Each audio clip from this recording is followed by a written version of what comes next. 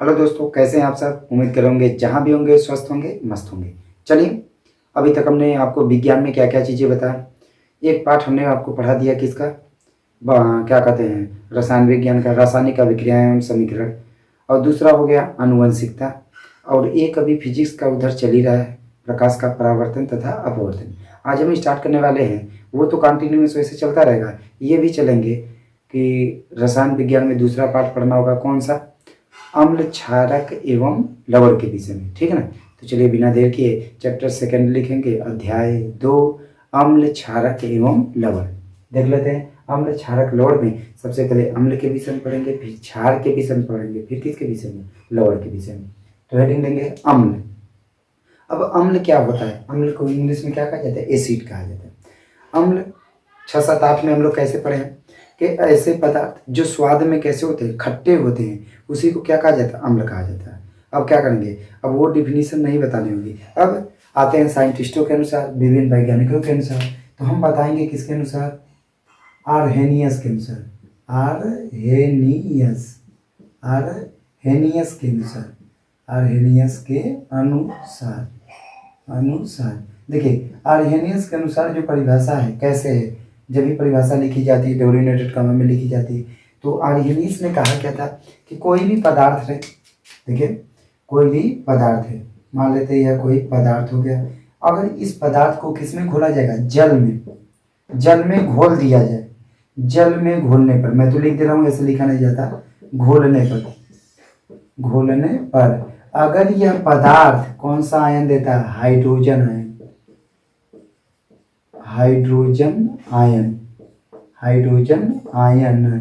यानी H+ ion. ठीक है ना। अगर कोई पदार्थ है, अगर उसको जल में घोला जाएगा, हाइड्रोजन आयन देता है, तो उस पदार्थ को क्या कहा जाता है, अम्ल कहा जाता है। ठीक है ना। अगर कोई भी पदार्थ है, अगर उसको जल में घोला जाएगा, अगर वह पदार्थ कौन सा आयन देता है, H+ आयन देता है, तो उस पदार्थ को क्या कहा जाता है, अम्ल कहा जाता है। किसके अनुसार थी, आरहेनियस के अनुसार। तो चलिए परिभाषा लिखेंगे, अम्ल हेडिंग दे दीजिए, उसमें लिखेंगे आरहेनियस के अनुसार, डैश देकर डैश देकर क्या करेंगे, डबल में लिखेंगे, ऐसे पदार्थ जिनको जल में घोलने पर हाइड्रोजन आयन, ब्रैकेट में क्या लिखेंगे, H+ देते हैं, उसे अम्ल कहा जाता है, ठीक है। जैसे में इसको लिखेंगे, पदार्थ प्लस जल में घोलने पर तीर का निशान हाइड्रोजन आयन। फिर उसी जैसे में ध्यान दीजिए, जैसे मैं ले लेता हूँ क्या, HCl होता है, हाइड्रोक्लोरिक अम्ल। अगर इसको किसके साथ ऐड किया जाए, जल के साथ, यह टूट जाएगा किसमें, H+ में, और किसमें, Cl- में। H+ देगा, अगर H+ दे रहा है तो क्या होगा, अम्ल होगा। ऐसे ही क्या ले सकते हैं, HNO3 ले सकते हैं कि नहीं ले सकते। इसको भी अगर जल में घोल दिया जाए तो किसमें टूटेगा, H+ में, और प्लस NO3- में। हमें इससे लेना देना नहीं, H+ दे रहा है ना, अगर H+ देता है तो उस पदार्थ को क्या कहा जाता है, अम्ल कहा जाता है। ठीक, चलिए यह हो गया। उसके बाद यह तो जैसे हम लिखेंगे, अब उदाहरण क्या क्या लिखेंगे, उदाहरण में कौन कौन सा अम्ल आएगा, ध्यान दीजिए। एक लिख सकते हैं आप सल्फ्यूरिक अम्ल, सल्फ्यूरिक अम्ल का फॉर्मूला क्या होता है, H2SO4। ठीक, कमा नाइट्रिक अम्ल का फॉर्मूला क्या होता है, HNO3। उसके बाद कमा, फिर क्या दिखाएंगे, हाइड्रोक्लोरिक अम्ल,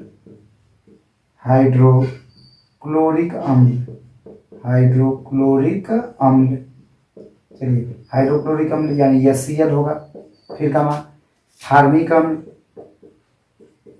फार्मिक अम्ल, लाल चींटी में पाई जाती है, क्या होता है, HCOOH। उसके बाद और कौन से अम्ल होंगे, एसिटिक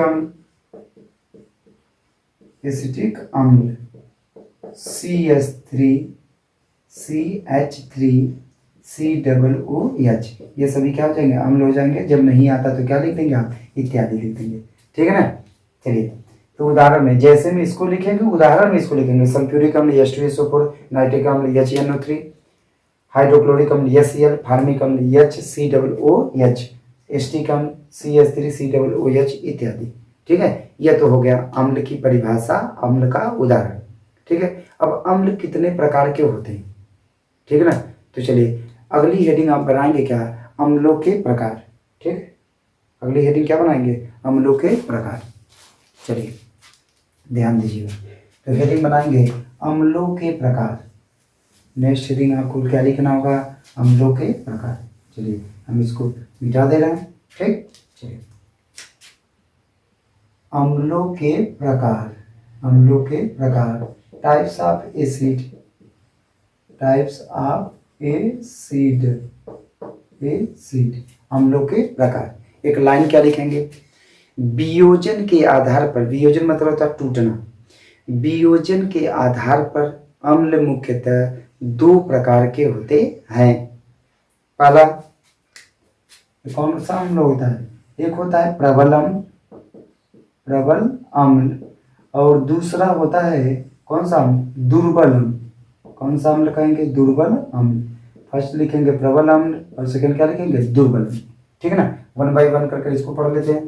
पहला क्या होगा, प्रबल अम्ल, प्रबल अम्ल, प्रबल अम्ल, स्ट्रॉन्ग एसिड, स्ट्रॉन्ग एसिड। ठीक, अब प्रबल अम्ल किसे कहा जाता है, प्रबल अम्ल कि ऐसे अम्ल जिनको जल में घोल दें तो पूरी तरीके से वियोजित हो जाए, यानी टूट जाते हैं, उन अम्लों को कौन सा अम्ल कहा जाता है, प्रबल अम्ल कहा जाता है। ठीक है, परिभाषा बोल दे रहे हैं, लिख लीजिएगा कि ऐसे अम्ल जिनको जल में घोलने पर पूरी तरह से आयनित हो जाते हैं उसे प्रबल अम्ल कहा जाता है। जैसे जैसे सल्फ्यूरिक अम्ल यानी H2SO4 कामा HCl हाइड्रोक्लोरिक अम्ल कामा HNO3 इत्यादि इत्यादि। ठीक है ना, तो परिभाषा उसकी ध्यान देंगे, या तो आप वियोजित लिखिए या तो क्या लिखेंगे, आयनित लिखेंगे। ये परिभाषा इस तरह भी लिख सकते हैं, ऐसे अम्ल जिनको जल में घुलने पर पूरी तरह से आयनित हो जाते हैं उसे प्रबल अम्ल कहा जाता है। अथवा ऐसे अम्ल जिनको जल में घोलने पर पूरी तरह से वियोजित हो जाते हैं उसे प्रबल अम्ल कहा जाता है। ये तो हो गया। जैसे में क्या करेंगे, इसको लिख लीजिएगा। चलिए दूसरी हेडिंग क्या देंगे, दुर्बल अम्ल। कौन से अम्ल, दुर्बल अम्ल, दुर्बल अम्ल, वीक एसिड। कौन से एसिड, वीक, वीक मीन्स कमजोर होता है ना, वीक एसिड। ठीक, अब इसकी क्या होगी, इस वाले में प्रबल में पूरी तरीके से वियोजित हो गया, दुर्बल में पूरी तरीके से वियोजित नहीं होगा।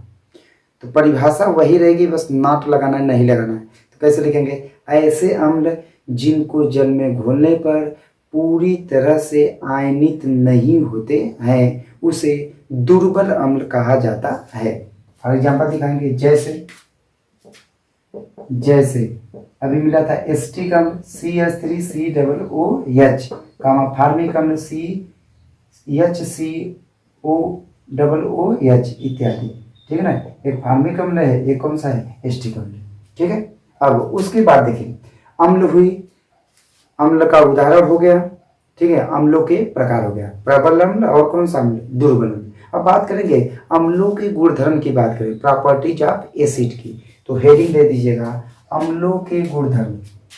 हेडिंग आप क्या बनाएंगे, अम्लों के गुणधर्म, अम्लों के सामान्य गुणधर्म या गुणधर्म, गुणधर्म, properties of acid, properties of acid, acid.